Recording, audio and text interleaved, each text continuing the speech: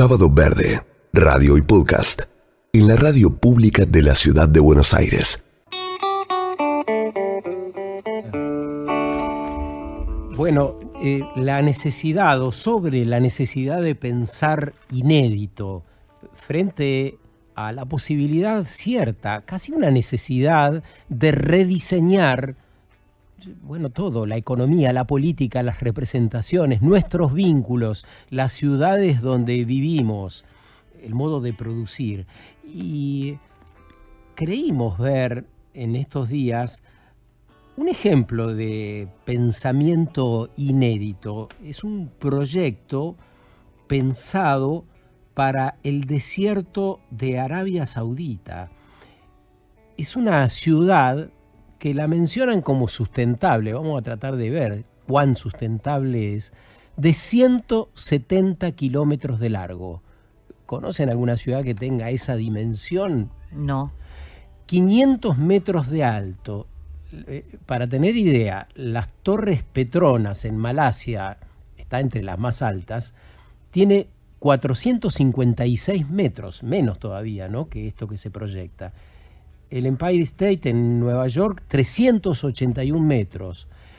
Entre nosotros, creo que sigue siendo la Torre Alvear, el edificio más alto en Argentina, mide 235 metros. Sería casi mucho menos, un poco menos de la mitad de esto que está proyectado. Así que de esas dimensiones se está hablando en este proyecto. Y convidamos a Alejandro Some esta mañana para que nos pueda contar un poco más de este proyecto, cómo lo ve él, que es arquitecto y que se presenta o suele decir que hace casas para personas. Parece una obviedad, pero no lo es. Muchas de las construcciones, de los diseños, a veces parecen no exactamente para personas por sus características, así que me parece que es una linda presentación la que se hace. ¿Cómo te va, Alejandro? Buen día. Hola, ¿qué tal? Buen día para vos y para toda la gente de la mesa. Buen sábado. Che, ¿qué pensás de este proyecto? Cuando lo viste, cuando te interiorizaste un poco, ¿qué podés compartir con nosotros esta mañana? La ciudad lineal no es algo novedoso, como lo primero, como para seguir un poco lo que fuiste vos comentando a priori. No es que sea algo no novedoso, sino que es una noción, la ciudad lineal, que ya viene con 100 años de desarrollo más o menos, pero por un arquitecto que se llama Solá, de España. Pero el tema es que esas ciudades se planteaban lineales pero abiertas, es decir, es como si a Capital Federal se le adosara una ciudad que se desarrolla de forma lineal, pero los lotes, los programas, los espacios públicos están integrados a la ciudad de la que sale. Claro, yo pensaba, no hay ninguna ciudad que mida 170 kilómetros, digamos, no, y que tenga un nombre, como pareciera será este caso, ¿no? Claro, y esto va un poco más de la mano de algunas ideas de algunos grupos de arquitectos y urbanistas de los 60, 50, 70, que necesitaban, después del periodo de posguerra, reimaginar las ciudades, porque había un sentir mundial para la gente que tenía que pensar esas tipologías arquitectónicas o esos entramados urbanos, que se habían encontrado con un grado de destrucción y unas imágenes que nunca habían visto, ¿no? Por eso, por ejemplo, en Japón surge el metabolismo para pensar nuevas formas de administrar y organizar los recursos para crear ciudades rápidas que ante la devastación, por ejemplo, de una bomba atómica, pudiesen hacer ciudades desde cero muy rápido, y ahí surgen las ideas de ciudades que son más edificios gigantescos que ciudades, ¿no? Pero obviamente todos esos programas eran un poco utópicos, ¿no? Porque estaban en realidad imaginando un futuro mejor para las ciudades, o por lo menos intentaban imaginar o diseñar futuros que sean distintos a lo que presentaba el presente en ese momento. Y hoy, sí, decime. No, permitime subrayar esto que acabas de decir, porque tenés razón, no estamos hablando en este caso de una ciudad, y creo que ahí está la diferencia, claro, lo inédito, ¿no? Estamos hablando de un edificio que tendría 170 kilómetros de largo, cuyas características seguramente vas a comentar, ¿no? Claro, el tema de pensar una ciudad adentro de un edificio es que el edificio no responde a las mismas lógicas que una ciudad. Claro. Entonces es como tratar de meter una pizza dentro de un envase de una gaseosa, ¿no? Básicamente. El envase de la gaseosa tiene un fin, una función y cumple una cometida muy concreta, y lo que le querés meter adentro, si no cumple con ese punteo, no va a funcionar. Acá lo que estamos viendo es un edificio que, si ya, además que esto no surge en los 60, en los 50, no surge en el 2020, cuando ya hemos tenido 80 años de avance sobre esas ideas, en el que hemos visto que algunas de esas ideas fracasan, y algunas de las ideas que plantean las ciudades que tienen miles de años de desarrollo resisten mucho mejor que un edificio. Y eso, si le empezamos a agregar como más capas y capas de datos, por ejemplo, qué sentido tiene hacer un edificio de vidrio en el medio del desierto durante 170 kilómetros, la verdad que se va cayendo como solo, porque incluso ahora con el Mundial de Qatar se están viendo cuáles son las falencias de estos tipos de edificios en esos tipos de clima. Sí, yo no sé si está quedando claro cuál es la foto de la construcción de la que estamos hablando. Ayúdanos a describir esta foto. Es un edificio sin solución de continuidad, con una misma, con la misma calefacción, las mismas cañerías de agua. ¿Cómo es? Para poder verlo mejor. Para ponerlo en lenguaje bien coloquial, es un edificio de cristal y acero de los que vemos en Puerto Madero, pero acostado, ¿no? O sea, acostado durante 170 kilómetros de largo, y nosotros lo recorremos por adentro, y lo que hacen es organizar en los 200 metros de ancho que tiene, que es realmente muy poquito para resolver una ciudad, y los 500 metros de alto, en ese corte del edificio, como si fuésemos cortando una torta y nosotros arrancamos la sección de la torta y la vemos, ahí adentro estaría metido en los niveles bajos lo que es infraestructura, ¿no?, de la torre acostada, ¿no?, como muy raro el concepto, y después en los niveles superiores van resolviendo distintos como barrios, entre comillas, en donde se posan las viviendas, o los locales, o los shopping, o los locales comerciales, o las oficinas para trabajar. ¿Qué tiene de ecológico eso? No, realmente no tiene nada de ecológico, ¿no? Es una mentira, eso es una mentira lisa y llana, ¿eh? No es, porque si ustedes empiezan a programar la obra, se dan cuenta que hay muchos gastos que están como agrandados solamente por la decisión de hacer este tipo de edificios en el desierto, ¿no? Maquinarias que se tienen que movilizar hasta un lugar en donde no hay maquinaria cerca, ni materiales de construcción, se tienen que usar materiales que no son propios de la zona, se tiene que usar una mano de obra que no es propia de la zona, y no es solamente eso el problema, sino que a lo largo de los 170 kilómetros, obviamente hay poblaciones que no son muy grandes, pero que están en esos lugares, y ya el gobierno de Arabia Saudita ha promulgado una ley para que los echen de ese lugar, ¿no? No recuerdo cómo es el nombre legal, cuando te desalojan, ¿no? Para desalojarlos. Y básicamente con ningún derecho sobre esas poblaciones, ¿Y ¿no? quién impulsa este proyecto? Qué raro eso, ¿no? Qué pregunta difícil de contestar, pero la realidad es que es un grupo inversor muy grande que está planteando una ciudad lineal, y además que está planteando un polo turístico cerca y un polo industrial, con el mismo concepto, ¿no? Una ciudad autocontenida en un envase, de la cual no se puede agrandar, no puede crecer, no puede cambiar. Entonces es muy raro plantear una ciudad que en el tiempo no pueda cambiar, y que se relacionen entre sí con hipervínculos de alta velocidad, ¿no? Trenes de alta velocidad, autopistas de alta velocidad. Con la complicidad de los gobiernos, esto está claro también, sí, ¿no? Sí, no solamente de los gobiernos, sino de grandes estudios de arquitectura que deberían tener otra postura ante esto, ¿no? Porque si ustedes agarran y empiezan a ver quiénes son los que empiezan a alzar la voz en contra o empiezan a tener una voz crítica sobre este tipo de proyectos, por lo general son pequeñas cuentas de Twitter o pequeñas cuentas periodísticas, o gente que no tiene quizás una palanca en una toma de decisión que sea posible para combatir esa decisión. Entonces es como que terminamos todos muy indefensos ante la decisión de un gobierno, en este caso, en conjunto con muchos privados que quieren desarrollar esa ciudad, ¿no? Que igual el concepto es muy similar a ciudades como las de Dubái o las de Qatar, solo que en esta oportunidad lo concentran toda esa ciudad adentro de un edificio, y lo hacen mucho más controlable, ¿no? Lo que lo genera obviamente una cosa mucho más peligrosa también. Alejandro, ciudad sustentable de vidrio, me suena hasta contradictorio el término, ¿no? Sustentable de vidrio y ahí encerrados, me imagino, hasta claustrofóbico.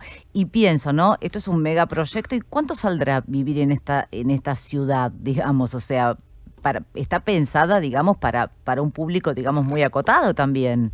Sí, está pensado para un estrato de la sociedad rica, rica. Como se concibió Dubái.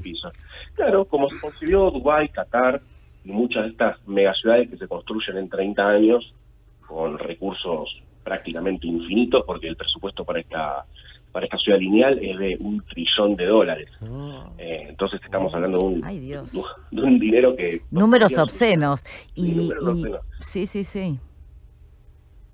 ¿Decías, Alejandro?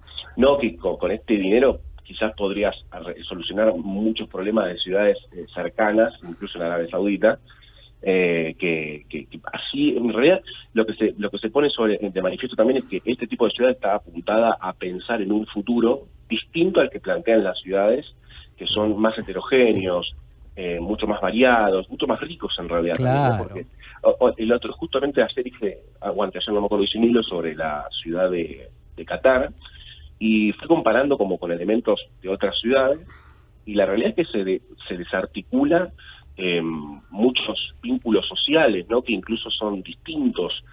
Cuando alguien que quiere viajar de una torre y está cerrando un pacto o un negocio de miles de millones de dólares y se tiene que tomar un taxi, por eso toma un taxi con alguien que es un trabajador, y en ese vínculo se da como, por lo menos, algo distinto, ¿no? En lo social.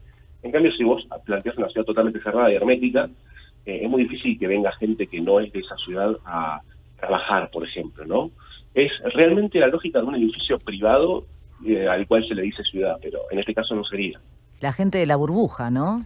Claro, exactamente. Yo te quisiera contar brevemente, hace algunos años, debe ser 10, 15 años, estuve en Dubái, fuimos a hacer una nota para el canal, y la persona que nos mostraba los departamentos, lo único que hacía es decir que había muchos futbolistas y nombraba famosos en esa época, lo nombró a Maradona, que iban a comprar. Ese criterio era el de venta, pero yo nunca voy a olvidar la soledad que sentí en ese espacio, ¿no?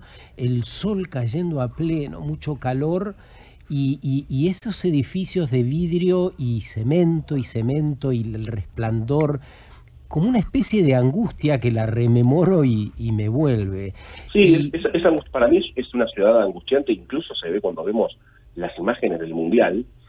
Son ciudades que son angustiantes, no hay gente caminando, no hay espacio público, no hay intercambios diarios, ¿no? No sé, estoy comprando, no voy a decir un helado porque en el desierto es medio complicado, pero no estoy comprando un shawarma, un refresco en un kiosco. No, es terrible. No existe esa ciudad, ¿no? Peatonal, no, está como muerta. Ahora sí, ¿por qué siguen insistiendo con construir con vidrio? Sin ir más lejos, ayer Juan B. Justo, la avenida Juan B. Justo, todo un edificio nuevo que están construyendo y lo están recubriendo con placas de vidrio.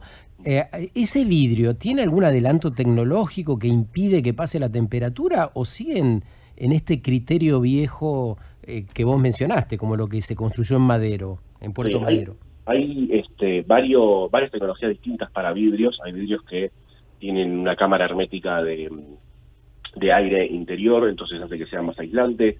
Hay otros vidrios que tienen una tecnología que puede no permitir que pasen ciertos rayos solares, entonces la incidencia solar es menor, pero conceptualmente el vidrio es obviamente algo súper necesario. En la arquitectura fue un cambio fundamental cuando se incorporan grandes superficies vidriadas para iluminar los interiores, pero el devenir de lo que se llama estilo internacional, que son estos esqueletos gigantescos de acero con un forro de vidrio, empiezan a crecer porque la energía empezaba a ser algo asequible y obviamente acondicionar esos edificios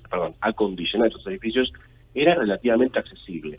Ahora, cuando pasan ya 50, 60 años de ese sistema y seguimos haciéndolo, más allá de mejorar los sistemas de refrigeración o de recirculación de aire, más los cerramientos de vidrio, deberíamos ya hoy preguntarnos si son los modelos más eficientes para condensar programas por lo general bursátiles o de oficina, que la pandemia incluso ha dejado de manifiesto que dejar centros urbanos en los que se produzca un programa mayoritario, en este caso era el trabajo en oficina, por ejemplo. Sí. Si hay algo que desvirtúa esas variables, va a ser totalmente afectado ese centro urbano, entonces no resiste a los problemas. Qué bueno lo que nos decís, porque eso tiene que ver con la construcción, con el modo de construir, pero también Claro. nos interpela.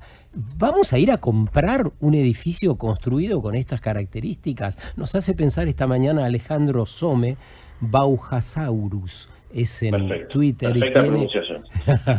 y tiene una cuenta muy interesante que yo los convido a que pasen por ahí porque realmente tiene cosas curiosas, interesantes, siempre que compartir. Y nos dice Mariana que Alejandro está en Merlo. Quizás sea bueno comparar todo esto que vos mencionabas antes, ¿no? ¿Dónde ir a salir a comprar un helado? ¿Cómo ir al kiosco en esta ciudad de la que estamos hablando, en el proyecto, en el desierto, donde todo será vidrio, donde el contacto con el exterior es casi mínimo? Comparar con lo que estás viendo ahora ahí en San Luis, en Merlo, donde estás.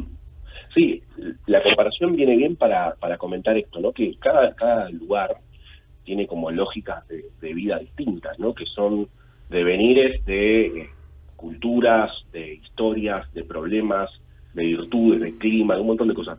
Por ejemplo, para poner el paralelo, ¿no? En Qatar se proviene de tribus beduinas, que básicamente son tribus nómades, pero que tienen un vínculo social muy fuerte porque en climas tan extremos como este, por ejemplo, o el Ártico, o tribus del sur argentino, necesitan un vínculo social muy fuerte y muy rígido, en el sentido de quién manda, quién sigue, quién da, o quién aporta en qué segmento de nuestra tribu para que esto siga funcionando. Casi como si fuese una manada de lobos.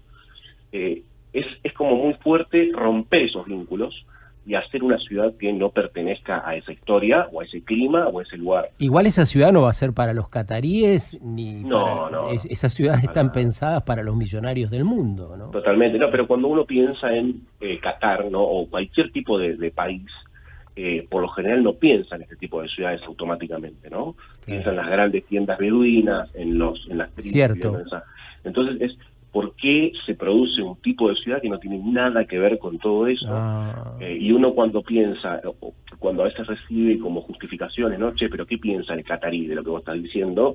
Y no existe el catarí, no existe lo catarí en este caso. Entonces ahí ya, en la propia intento de refutación, existe la crítica, ¿no? Es decir, no hay ningún catarí en esta ciudad, no hay ciudadanos que sean de Qatar, son ciudadanos internacionales para un modelo de ciudad que es casi como segregativo en toda su forma. Alejandro, incluso vos decías que se está también sacando, digamos, a la comunidad que está en esa zona para tomarles, digamos, ese terreno para poder construir esto, una cosa totalmente disparatada. Y pensaba, ¿y dónde respiramos algo verde? Vemos una planta. Se habla de árboles voladores. Sí, en el video promocional porque es tan ridículo el planteo que obviamente vos necesitas un contacto con vegetación. Se ha comprobado que tiene impacto psicológico, no es algo de un planteo de amo la naturaleza, claro, sino que tiene como impactos en la salud diaria de las personas. Y en el video promocional, como obviamente esto es algo que no pueden resolver, porque ¿cómo haces para importar agua de riego en una torre que está en el medio del desierto, ¿no? Entonces plantean como árboles que flotan, realmente flotan es la palabra porque no aparece ningún otro tipo de mecanismo a la vista, a través de la línea esta de 170 kilómetros. Es como poner una cinta transportadora con macetas, ¿no? No sé, una cosa así. Es muy extraño, pero eso es parte de las justificaciones que intentan encontrar para conseguir los inversores que necesitan, porque tienen planteado terminarla en 30, 40 años, pero no tienen las inversiones necesarias. Bueno. Entonces necesitan salir a vender esto con herramientas de marketing para que los megamillonarios del mundo y algunos estados pongan guita para poder hacerlo. Claro. Parte del mundo que sigue girando, parte de la lógica del mundo que sigue girando. En medio, leía esta semana que para la construcción de los estadios de este mundial, murieron 7.000 obreros. ¿Es cierta esa cifra? ¿Escuchaste algo de eso vos? Sí, esto es así. En Qatar, de los casi 3 millones de habitantes que tienen, creo que tienen 2.800.000, el 88% de esa población son inmigrantes. El resto es catarí y tienen un muy buen pasar económico por el tema del gas licuado que descubren o que explotan hace unas décadas. Pero el 88% de la población es inmigrante. Ahora, ¿qué pasa? El centro de la ciudad, lo que es Doha, está reservada para los cataríes autóctonos, y lo que es el resto, la periferia, se resuelve con lo que se llama un sprawl urbano, que es estas urbanizaciones de Estados Unidos que son lejanas y llegas por autopista de todas casas iguales. Bueno, acá a las afueras de Doha, lo que sería el conurbano de Doha, está poblado por toda la mano de obra, entre los inmigrantes, en donde sí se empiezan a desarrollar ciudades que responden a la lógica de la necesidad de gente que vive realmente en ese lugar. Empiezan a aparecer locales en planta baja, empiezan a aparecer gente que desarrolla oficios, comercios, etcétera. Pero las condiciones laborales en todo Qatar tiene un nombre en catarí, que no lo recuerdo en este momento, pero es un régimen cuasi esclavista de contratación, en donde hay como un regenteador de los contratos, y si no los cumplís, bueno, los van extinguiendo sin ningún tipo de marco legal. Y las condiciones de vida son muy malas en estos sprawl urbanos, porque precisamente no tienen a veces ni siquiera clínicas o hospitales, por ejemplo, o servicios de seguridad social, servicios de seguridad. O sea, no responde tampoco a una lógica de ciudad, porque no la pensaron así, la pensaron solamente como depositorios de personas, porque tienen un flujo migratorio excesivo, ¿no? Pero este número de muertos, ¿de dónde proviene? ¿Son accidentes en la obra? ¿Tiene que ver con esto que estás describiendo en general? ¿7.000 personas? Es una locura. Todavía no hay ninguna auditoría. A ver, el gobierno de Qatar no la va a hacer, claro, obviamente. Claramente. Sí. Pero, hay como denuncias externas a Qatar, obviamente provenientes primero de los trabajadores, pero las condiciones, o sea, los accidentes laborales son varios. Son en obra, o sea, los primeros son en obra, obviamente. Primero por las malas condiciones laborales, y segundo por el clima, que no tiene ningún tipo de apaleamiento para, no sé, solventar 45 grados a la sombra en verano, y tuvieron que trabajar con regímenes de horas de jornada de laburo entre 8 y 12 horas, entonces era imposible sostener la vida en esas condiciones. Y después la segunda es por toda la estructura urbana y la estructura de hábitats de los inmigrantes, ¿no? Que no tienen los servicios necesarios, exacto, no pueden ver a su familia, es cuasi esclavista. Entonces lo que va pasando es que la salud se va deteriorando, obviamente, y hay gente que no puede, ante un resfrío, por ejemplo, acudir a un médico, porque no tienen o tiempo, o movilidad, o servicios en donde viven. Entonces es como una cadena que va generando que haya muchos muertos. No se sabe la cifra. En un principio se había estimado 3.500 y ahora ascendió a entre 6.500 y 7.000, pero números oficiales no hay, y es muy difícil hablar de números oficiales porque no creo que existan. Pero cuando vos ves los registros documentales de cómo se fue haciendo todo esto, te vas dando cuenta de que hay cosas que están muy fuera del marco legal mínimo. Querido Alejandro, gracias por este rato con nosotros. Muy interesante el intercambio de esta mañana.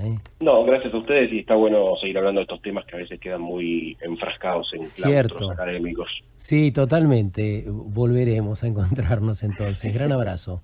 Un abrazo, chau.